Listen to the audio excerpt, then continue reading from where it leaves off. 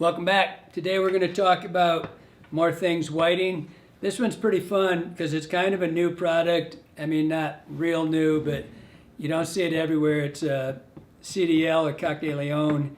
It's a French bird, and it's a dress up. This is lipstick as far as I'm concerned, because it adds this new dimension to your flies. It's essentially thought of in the beginning, when you first started seeing this around, it was mostly saddles, and mostly the light and dark Pardo, and they were tailing packs more than anything. That's what you see.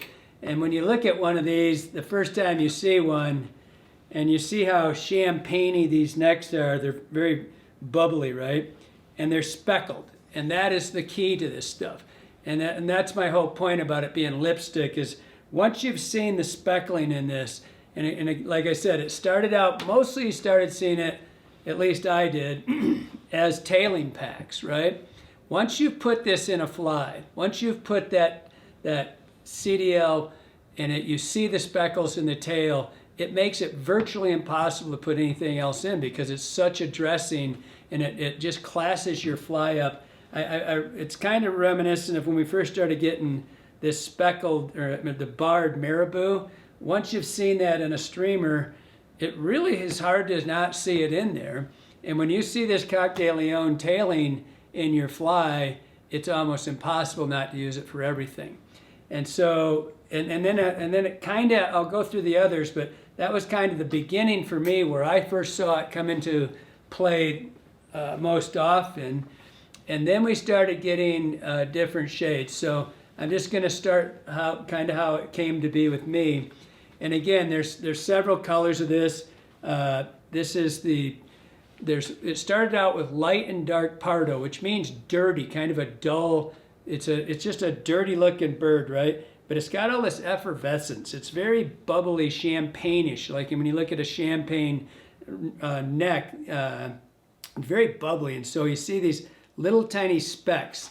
And like I said, it started with a light and a dark Pardo, and then we started getting the gingers, and then we got, I would give up virtually all my feathers before I would give up this fiery ginger.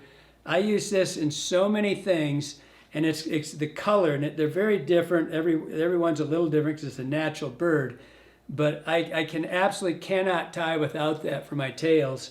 And then I started putting it into, and I don't do as many steelhead things as I used to, but I started putting it into these. And you can see up here, once you've dressed a fly with these speckles in it, it just looks drab without it. And so this one here, this is just we did this a long time ago, and I used this fiery ginger for that.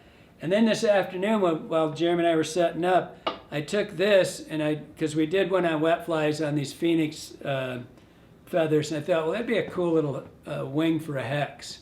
And we've been looking for a hex hackle substitute for a long time, because it's just there's not big hackle anymore. When I get into the hackles, I'll show you what I mean. And so I wrapped this up, and it's the same thing you'll see when we do the wet flies and when we talk about it. Once you've seen this in there, once you've seen these speckles in your fly, because when you look at a mayfly, it has elbows and wrists, and it's got joints, and they're speckly, right? Once you've seen that, it's virtually impossible to tie with something else. It's kind of like the first time you do a two feather, like an Adams, you do grizzly and brown, and you see that gorgeous blend, everything else looks drab, right? And so when you look at this, and what you're seeing here is I wrapped this. I did this as a size 4. I was just doing this really quick to look at the hackle for sizes. Because one of the things that we've seen in these bigger flies is, anything above a 12, it's hard to find that hackle. And so what we did here, I put the biggest hackle in there. It's a legit 2. So this is, and it's nice and, it's nice and barbular. It's like, it's basically the same count as we would have had 20 years ago on big hackle, as far as the number of barbs. And that's just the number of these, when they stick up. And it's just about perfect for those giant flies. So anyway, so that was and I did a lot of those with the saddles. And then comes the Capes. So we've got the Capes, and it's kind of the same thing. We've got the Pardos. This is a light Pardo here. So the shades are just obviously, you know, light, dark, and then you get the gingers and all that. But the same thing holds true. You start getting all this speckling in here. And so this is your traditional. They also come in grizzly. And the grizzly, you know, it's a good substitute for, like, if you want to do the big hexes and stuff. But it's, to me, it's not as important. Any of the solid colors like the browns or the dark duns.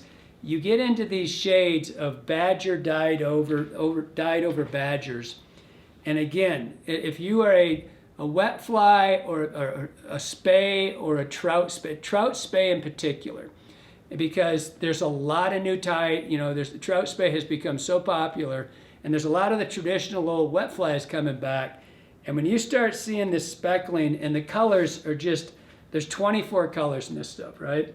And if you're a steelhead cat, you probably already know about this, and you know that but you get all the virtues of the badger and the colors and the speckling. And when you start looking at this and you dress a fly up with it, it's virtually impossible to go away from it. I mean, when I first did it in that steelhead bugger thing, the first time I saw it, I mean, I just basically knew I'd never fish any other fly. I just loved the look of it so much. You're not going to see really small hackle in this. This hackle, like I said, it's kind of reminiscent of the old days when hackle wasn't really refined and small. And so when you look at a hackle on here, the smallest hackle you're going to find that's really usable is pretty much about a 12, right?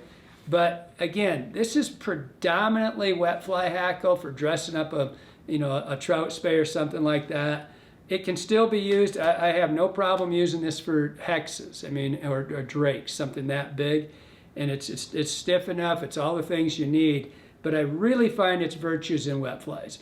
And if you're a trout spay, you know, there's also just dressing up a traditional wet fly, getting the speckling in it. It's a great substitute. I'll get to that in the hen hackle in a second too, for a regular wet flies. But if you're doing your trout spay, stuff in that 4, 6, even 8s, this is an incredible sub for anything else you're using. And the number of colors is absolutely insane. 24 colors, and they're anywhere from the really earth tones to your oranges and chartreuse and all that stuff. And so anyway, that's your capes, and they're pretty much standardized. They're all pretty much the same. And then you go into the next thing in this, which is called a predator pack. And these things, another virtue, if you're running musky, if you're a musky tire or pike, these things are absolutely incredible, because you get the same thing. You're going to get a grizzly, and you're going to get a pardo over here. It's going to be really cool looking colors. I don't know how many. I just grabbed a couple. We've got about 4 different packs. 4 different types. Packs, 4 different packs. And so colors. It's just, it's a good value. You get the long feathers. It's really good for that predator style fly. Or if you're going to do deceiver style, big deceivers for trout, same thing. Just get a lot of really cool colors. But like I said, for me, this is predominantly wet fly hackle. And then in comes, of course, if you got a rooster, you've got to have a hen, even nowadays.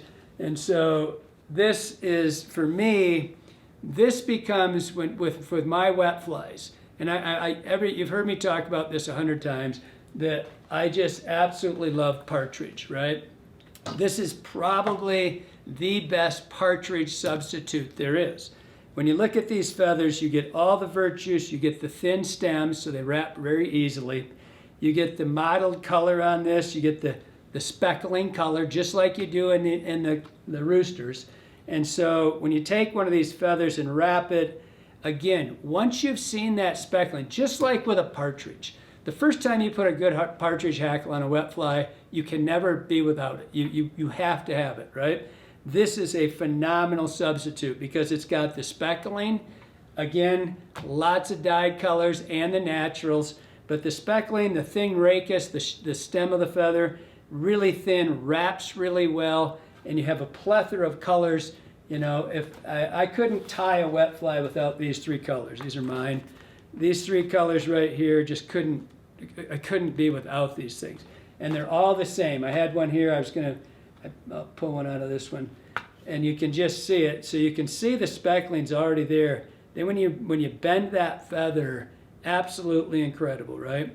You're going to get and you get just a little bit of shine to this, but when you look at it, you've got a hackle that's plenty long enough to wrap it. It's not quite as delicate as the partridge. And so it really, like I said, I just consider this lipstick. It's such a dress up. It is such a step up. And again, everybody's been using these for tailing packs. You're really missing it if you're going to do your bigger wet flies. It's just an absolutely incredible. And when I said that about these hen capes, these again don't go down real small. This isn't you're not gonna get below a size 12 very often. So it's really in the bigger kind of traditional bigger wet flies, absolutely the best dressing I've ever seen on a steelhead fly. I especially like these saddles for that, especially in the earth tones. I cannot tie without this anymore. Once you've seen it, I'm sure you'll feel the same way. Hope you like it. Hope it helps you out.